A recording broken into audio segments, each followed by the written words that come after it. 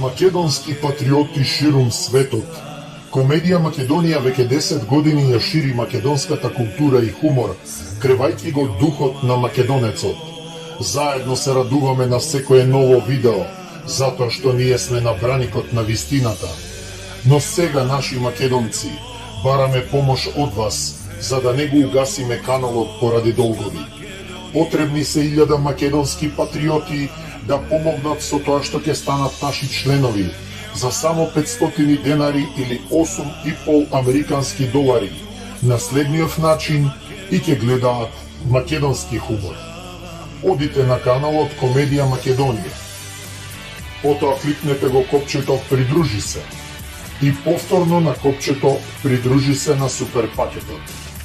Ние не бараме милостина или донација, напротив, братска македонска помош.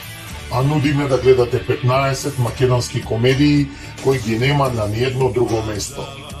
Откажете се од еден сендвич и помогнете им на своите браќа македонци, за да не видат поради долг превземени од луѓе кои ќе го згаснат овој македонски патриотски канал. Македонски патриоти, 1000 патриоти ќе ја спасат Комедија Македонија. Бидете македонци, придружете ни се.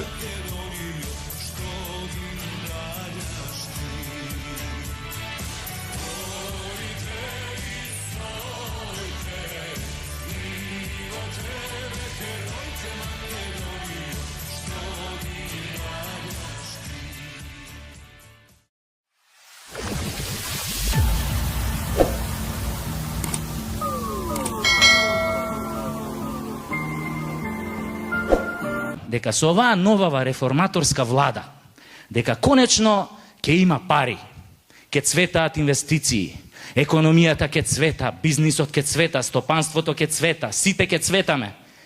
Иако после 5 години мене ми стана јасно дека толку цветање мене само газов ми се расцвета, ама за тоа ќе ви кажувам малце попосле. И ја така стоиме ние на плоштад, сонцето пече, ја му викам на Перо, абе викам да се повлечеме овде под стрјава, под сенка, оти викам ако продолжиме тука да стоиме и да го лижам сладоледов, ќе треба со лажичка да го сркам. И ние се повлекуваме нели под сенка, јас си лижам релаксирано, Перо нешто драпа, ја него ни слушам, ама многу добро го слушнав кога ми побара 1000 денари на заем, зашто наводно новчаникот го заборел у другите панталони, а требало да ја купи лек на мајка му што не бил на позитивна листа. И сега вие сигурно ќе се запрашате што има везе муабетов со Перо, со мојата голгота по доктори и болници. Да слушајте сега. Значи ја му давам 1000 денари, он ги зима, жив среќен, тргнуе да ме полюби на античко-македонски начин, ја инстинктивно му се тргам, пошто предходниот ден го гледав на телевизија оној холивудскиот филм Александар Македонски и ми текна како Александар у филмот ги љубеше своите генерали на античко-македонски начин. Знаете вие каков е тој античко-македонски начин на љубење? Па она бе со јазици сега, знаете. Знам сега некој ќе каже, не, тоа е француски начин на љубење. Па не е тачно. Французите тој начин на љубење го презеле од античките македонци, само први им текнале да го брендираат, па така сега се вика француски. И ова е тачно. Ова е тачно. Паско ми кажа.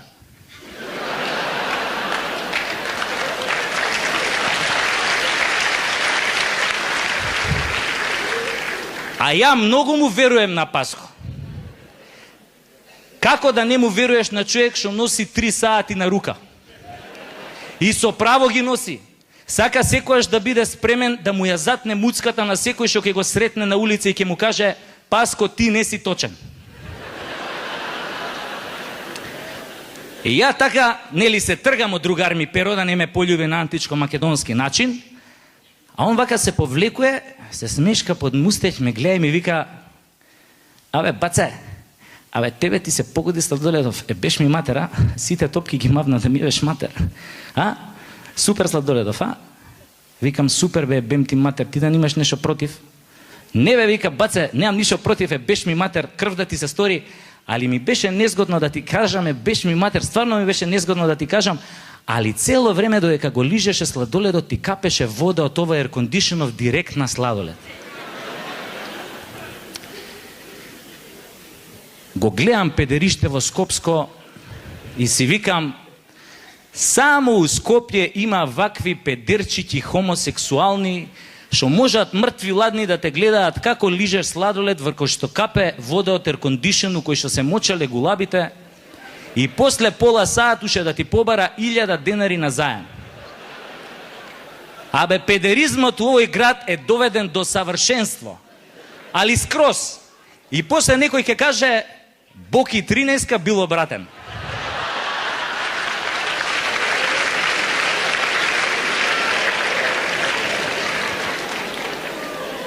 А никој не се прашуе, од кај научил Боки 13 да биде таков? Да не растел случајно у Београду, па тамо го учеле. Не бе, Боки има растено у Скопје, овде научил да биде таков. И знаете што ми е најстрашно? Што мислам дека голем дел од тие што го учеле се тука вечерва меѓу нас.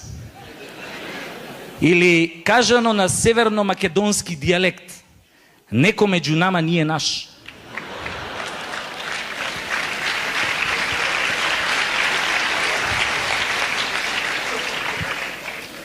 И така ми се направи некоја шубе од тоа еркондишенот, некоја кнедла ми застану грло, вака кревам глава горе, шо да видам? Климата, Ниш, производња 1984, а горе на неа седнале два голуба, им вибрираа тоа газињата од тоа климата и ме гледаат право у очи као да сум првиот рикнат од птичи грип у држава. Леле, луѓе, ко ми се врати сладоледот у ждрик, а ждригот која ми замириса на птичја кака. Викам, абе, кај најдов да лижам сладолед, која пола свет леп нема да јаде, бе. И ко ми се направи еден немир на душата, и све почнав да мислам на оние бактериите што почнаа да ми се размножуваат у грло од тоа лајната на гулабите. И секогаш за Охрид демек најскап град. Сега можитко мотно да се каже дека Охрид најскап град. Значи за се напиеш кафе и сок покрај кеј, треба кај лихвар да се заборчиш. Да, буквално, значи тама кафе турско и сокот тони на растворање ефтинине. Ако сакаш нешто ладно макијато и Кока-кола зеро, пример, појма неам, тогаш треба бубрего да го оставиш под хипотека, све кредит да си крениш и 15 минути уживај покрај кеј, мислам, гледај да поуживаш, зашто најверојатно последно ќе ти е то кафе во животот. Така што опушти се. И сега не знам што се деша, например гледам во Скопје нешто излегува по маркетиве, некои слики по социјалниве мрежи, 2000 денари кило цреши. Аматери. Охрид пред 10 години тоа беше, кај бевте до сега? Сега под 100 евра кило цреши не можеш да најш, зашо вие знаеш охридскава цреша, Клеопатра ја има берено. Негде љубаништа, Дурмадона и свири на харфа и пее лајка вече. Е катастрофа, зашто мислиш ти кога ќе касниш од оваа црешава, соков уста што ти влегви, го име праено ко коктел 10 божици пресвети некои, сосеќаш ко на Клеопатра невиноста да ја имаш земено.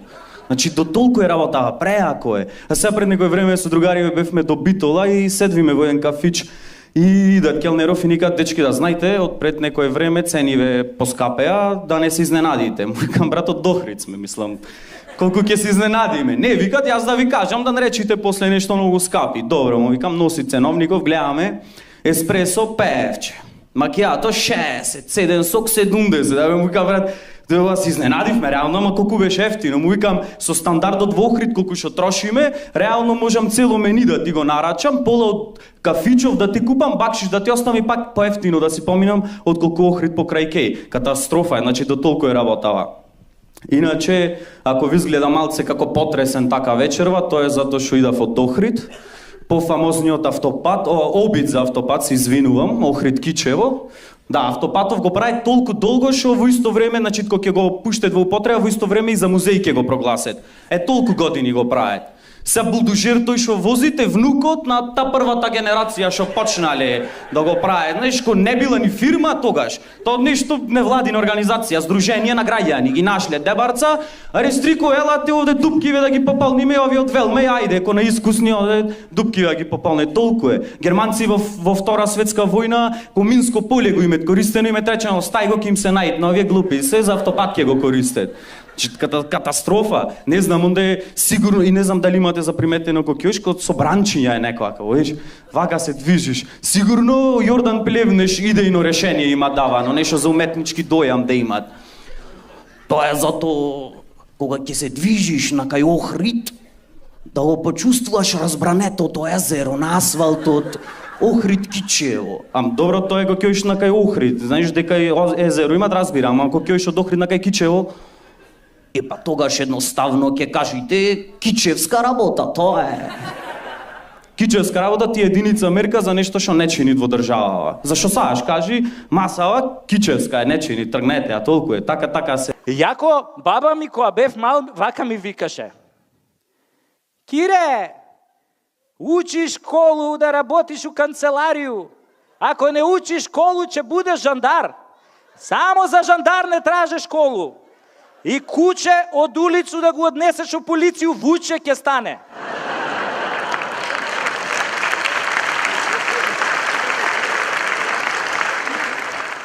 Ама ја не ја послушав, отидов у полиција. Леле, луѓе, како ми стоела таа униформата, бе, кој ќе сум излегол на улица, бе, сите по мене се вртеле. Додуше ја малку врцкав со газето, ама тоа од навика. Толку ја сакав униформата, што дури сакав да иставам и розови еполети и копчиња, али не кев да провоцирам од почеток. Ама морам да ви признам, леле, пендракот колку сум го сакал. Абе, од раце не сум го испуштал. Дури си го ставав подпирница за време на спиење, она имаш тврдо на подпирница, али ти додека спиеш не знаеш дека е пендрак. И морам да ви признам, само еднаш сум го употребил у року служба. Имаше еден манијак што ги плашеше девојчињата умало, јас сум го бркал и ко сум го фатил, абе за пола саат со тоа пендракот сум го преваспитал. После плашеше само мушки. И така ја го земав пендракот после употребата и го однесов на хемиско и таа што работи тамо ми вика, вика господине полицај, следниот пат барем после интервенцијата стави или пред интервенцијата ставете му кондом. И добро сега. Арнама, овие старшиниве разбраа како сум го преваспитал јас овој манијаков и ме пребација, ме однесоа во Увидна. Леле, во Увидна колку има луѓе тамо живот, колку се богати полицајците што работат во Увидна. Ја прво мислев дека они приватизирале некоја раскрсница за евро, ама после сватив што е штосот. Седам ја така еден ден у таа Крајслер со колегата и лижеме сладолед на стапче. Кога сум со тој колега, многу лижеме и се такмичиме кој побрзо го излиже, тој искача надвор и лепи казни, значи негова смена. Али пазете, не смееш да грицкаш, само лижеш. И така ние лижеме сладолед и у тој момент гледам една нова Тојота застанува на црвено светло. И у тој момент еден тип на точак изгуби контрола на воланот и со сета сила се бапна оваа Тојотава. Овој колегава срипа, ги извади тоа гаките од испотениот гъс, тргна кон овој несреќава удесов, ја тргна веднаш по него и како дојдовме до колава, овој возач што беше на Тојотава, еден целиот така бланширан, излезе од Тојотата и почна да му се дере на овој што го удри со точакот. Па гледаш ли каде возиш наркоманиште едно джанкерско? Па нели гледаш колку васпитано си стојам овде на семафор со чичка нова кола и ти се најде да ми ја демолираш шабанарио една селјачка. Па вчера татко ми ја купи да ме почасти за отварањето на мојот нов салон и ти се најде тука да ми ја удираш мастурбанту еден дркаџиски. Па имаш ли ти уопште можност да ме обештетиш бе шупак еден издрндан? А на тоа овој дечко го гледа онака спокоен, мртов ладен и му вика: баце, добра кола се купуе, али добар дечко у Скопје тешко се наоѓа. А нас двајца судбината као да не спои. Судбината како да сакаше да ти го бапнам аутото. И на тоа овој бланшираниот смени израз на лице, смени овој боја на глас и му вика: леле брате, каде те удрив, многу да не те боли, ај кажи ми каде те боли, на кое место те боли, а овој му вика: баце, има едно место што ме боли, ама треба да го бубиш за да помине. И на тоа се фатија двајцава за рука, си влега у колата, а мене она милина околу срце, затоа што тогаш сватив дека сепак постои љубов на прв поглед. Али овој колегава мој не ја свати таа работа, се изнервира и вика: чекајте бе, застанете, а за увидов кој ќе плати? И тогаш овој бланшираниот извади 500 евра, ги фрли кон нас и стисна на газ. И тогаш ја уствари сватив зашо полицајците во Увидна живеат толку добро и сватив уште една работа, дека не е лошо да си фатиш добар дечко.